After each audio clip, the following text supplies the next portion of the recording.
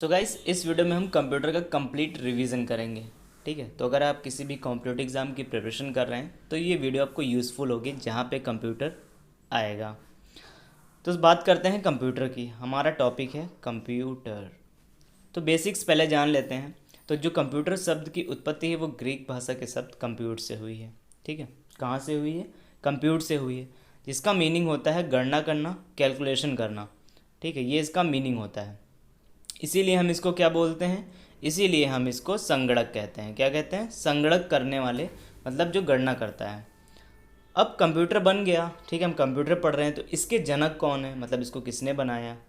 जो हम पढ़ रहे हैं तो इसको बनाया था चार्ल्स बेबेज ने। ठीक है, पूछ लेता है कि चार्ल्स बेबेज का मतलब कहाँ से थे या इनका जन्म कहाँ हुआ था, तो ये इंग्लैंड के थे। ठीक, और इनका जन्म जो है 1791 में जन्म हुआ और 1871 में इनकी डेथ हो गई थी। मतलब 1791 में जन्म हुआ और 1871 में इनकी मृत्यु हो गई। अब इन्होंने क्या बनाया था, मतलब कंप्यूटर बनाया तो इसमें इन्होंने बनाया क्या था?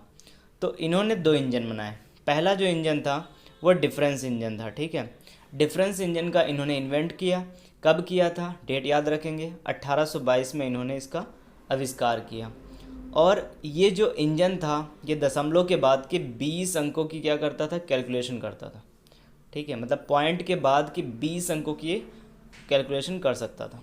अगला इंजन जो इन्होंने बनाया वो इन्होंने बनाया 1833 में, एनालिटिकल इंजन। ये इंजन इन्होंने बनाया। ठीक, दो इंजन बनाए, पहला डिफरेंस और दूसरा एनालिटिकल। आगे बात करते हैं। देखिए, कंप्यूटर की क्या कोई फुल फॉर्म होती है जो कि हम बेसिकली देखते हैं? तो नहीं, कंप्यूटर की कोई भी फुल फॉर्म नहीं होती है। आगे बात करते हैं डेफिनेशन की।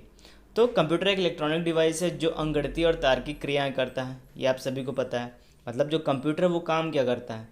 तो जो मैथमेटिकल ऑपरेशन होते हैं और जो लॉजिकल ऑपरेशन होते हैं वही तो काम करेगा। मैथमेटिकल में प्लस माइनस गुणा, प्लस माइनस गुणा भाग, ये सब ना।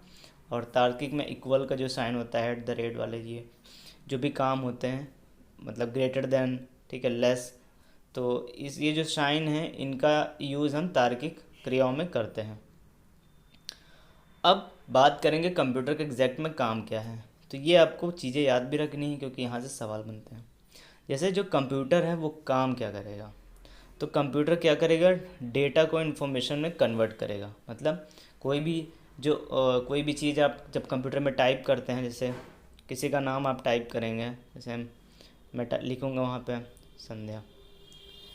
ठीक है, मैं संध्या लिखूँ, किसी का नाम लिखूँ। ठीक है, अगर मैं इसको आधा भी लिख दूँ, गलत भी लिख दूँ, तो वो उसकी जो इन्फॉर्मेशन होगा वो कंप्लीट देगा।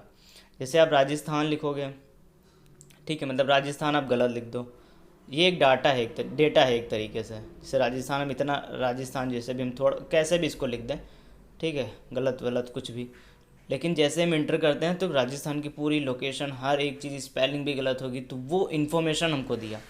तो जो डाटा होता है, मतलब सॉरी, ये जो डेटा होता है ये हमेशा रॉ फैक्ट में होता है। किस में होता है?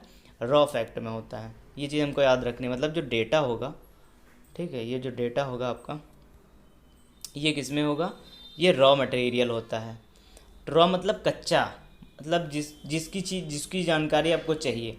और ये प्रोसेस किसके थ्रू होता है? तो सीपीयू के थ्रू होता है। भाई सीपीयू इसका मस्तिष्क होगा, वही तो भाई कोई तुम चीज़ इसमें फीड करोगे, किसी के बारे में जानना है, सीपीयू को पहले संदेश जाएगा इनके बारे में जानना है, फिर वो आपको क्या आखिर में देता है? इन्फॉर्मेशन देता है। मतलब जो डाटा होता है वो प्रोसेस होने के बाद क्या देता है? इन्फॉर्मेशन देता है। डाटा प्रोसेस होने के बाद इन्फॉर्मेशन देना है। डाटा प्रोसेस होने के बाद इन्फॉर्मेशन देता है। और जो डाटा होता है दोस्तों वो रॉ मटेरियल होता है, कच्चे फॉर्म में होता है। ठीक है, लेकिन जो सूचना हमको एक्यूरेट मिलती है, मतलब एकदम पक्के तथ्य मिलते हैं। और डाटा को हम इनपुट करते हैं, ये बात याद रखेंगे, और इन्फॉर्मेशन को हम आउटपुट करते हैं। ठीक, क्वेश्चन पूछ लेता है कि जो डाटा है वो किसके थ्रू, ठीक है, आपको इन्फॉर्मेशन देता है, तो प्रोसेस करते हैं। और प्रोसेस कौन करता है? सीपीयू। ये बात हमको याद रखनी है।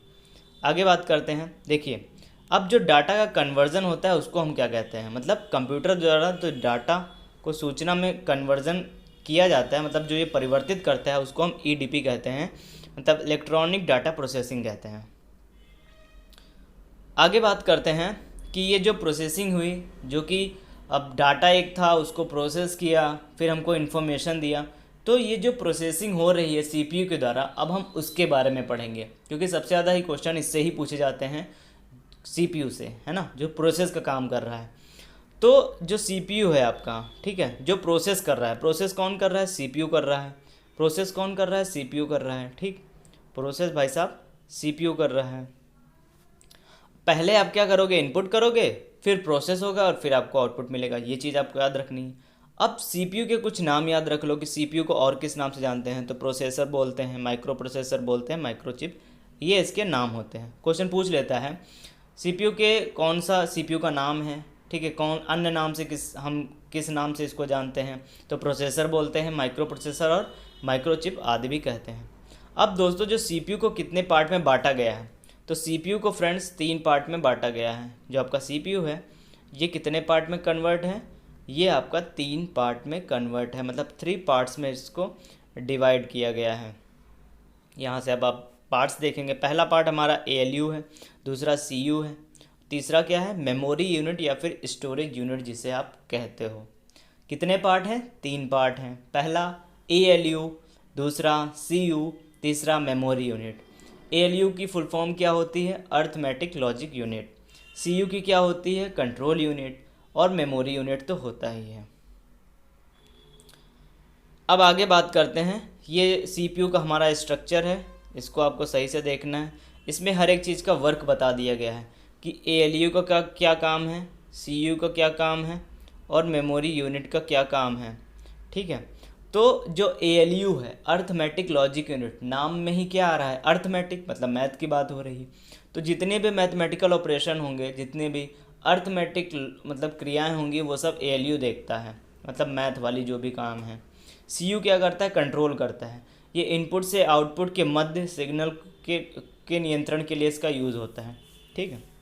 और जो मेमोरी होती है, तो मेमोरी क्या करेगी, इनपुट से आउटपुट जो भी प्राप्त होता है उसको स्टोर करती है ना। और सीपीयू को हम कंप्यूटर का क्या बोलते हैं, मस्तिष्क बोलते हैं। ये आपको याद रखना है कि किस कंप्यूटर के किस भाग को हम मतलब इसका मस्तिष्क कहते हैं। कंप्यूटर का मस्तिष्क किसे कहते हैं, तो सीपीयू को कहते हैं। सीपीयू का full form central processing unit, CPU का फुल फॉर्म क्या है, सेंट्रल प्रोसेसिंग यूनिट। आगे बात करते हैं डेटा। तो डेटा कितना होता है, 2 प्रकार का होता है। डेटा कितने प्रकार का होता है, 2 प्रकार का होता है। हमने किसको बात किया, प्रोसेस की बात की कि प्रोसेस किसके थ्रू हो रहा था, सीपीयू, क्योंकि सीपीयू से बहुत क्वेश्चन आते हैं, ठीक है। तो सीपीयू को कितने पार्ट में बांटा गया है, एएलयू, सीयू और मेमोरी यूनिट। फिर हमने उनके कार्य जाने की क्या क्या वर्क है, सीपीयू का फुल फॉर्म देखा। अब जो डेटा था उसके बारे में जान लेते हैं। तो जो डेटा होता है दोस्तों, उसको हम 2 पार्ट्स में बांटते हैं, एक तो न्यूमेरिक होता है और दूसरा अल्फ़ा न्यूमेरिक होता है। न्यूमेरिक डाटा मतलब नंबर की जहाँ बात होगी उसे न्यूमेरिक डाटा कहते हैं, और अल्फ़ा न्यूमेरिक मतलब नंबर भी होगा और अल्फ़ाबेट भी होंगे, मतलब A to Z, ये जितने भी आपको साइन दिख रहे हैं ये सारे यहाँ पर होंगे। तो क्वेश्चन कैसे आएगा थोड़ा सा देखते हैं। जैसे इसका क्वेश्चन तो इसमें नहीं है, अभी हम यहीं तक इसको कवर करेंगे, ठीक है। क्वेश्चन अगर मैं जैसे आपसे बताऊं कि कोई अगर आपसे क्वेश्चन पूछा जाए, जैसे आपका जो अकाउंट नंबर है, अकाउंट नंबर जो है वो न्यूमेरिक डाटा है कि अल्फ़ा न्यूमेरिक डाटा है, तो अकाउंट नंबर में तो खाली नंबर होता है, तो वो न्यूमेरिक डाटा है। जैसे आपका मोबाइल नंबर पूछे कि न्यूमेरिक डाटा है कि अल्फ़ा न्यूमेरिक डाटा है, तो मोबाइल नंबर क्या होता है, मोबाइल नंबर आप में उसमें नंबर होते हैं, खाली नंबर है तो होते हैं, तो मतलब वो न्यूमेरिक डाटा है। अब जैसे वो पूछ ले कि आपका आईएफएससी कोड जो दोस्तों होता है वो कौन सा डाटा है, न्यूमेरिक डाटा है कि अल्फ़ा न्यूमेरिक डाटा है, तो आप बता देंगे अल्फ़ा न्यूमेरिक डाटा है, क्योंकि उसमें ABCD का भी यूज़ होता है ना। जैसे आपका एड्रेस है वो क्या है, वो अल्फ़ा न्यूमेरिक है। तो आई होप कि यहाँ तक आप बात समझ गए होंगे, ठीक है। तो दोस्तों इस वीडियो में इतना ही, नेक्स्ट पार्ट में हम नेक्स्ट चीज़ को कवर करेंगे।